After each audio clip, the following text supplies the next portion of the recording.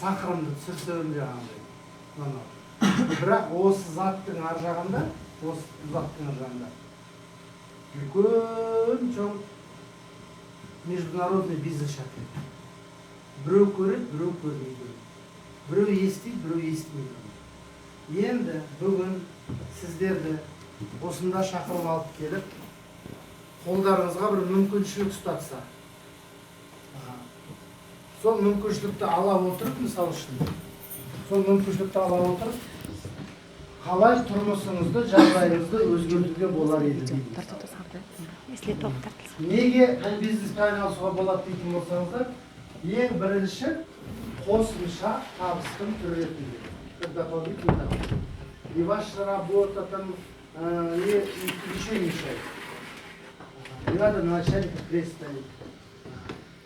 Освободиться финансовое время. Басып тұрған финансовый қысымнан құтылудың бір жолы бүгін. Быть самим себе начальник. Өзіңіз бастық бола білесіз. Басқа адамға жәрдем беруге, көмектесуге мүмкіншілік туады. Біреуге көмектесу үшін әркім өзіне өз көмектесу болады. Дұрыс па? Логично жизнь.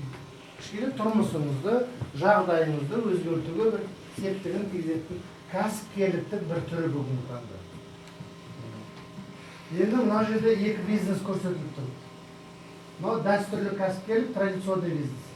Осы тұрған барлықтарыңыздың Құдайдың құттығын араласып жүрген бизнестарыңыз.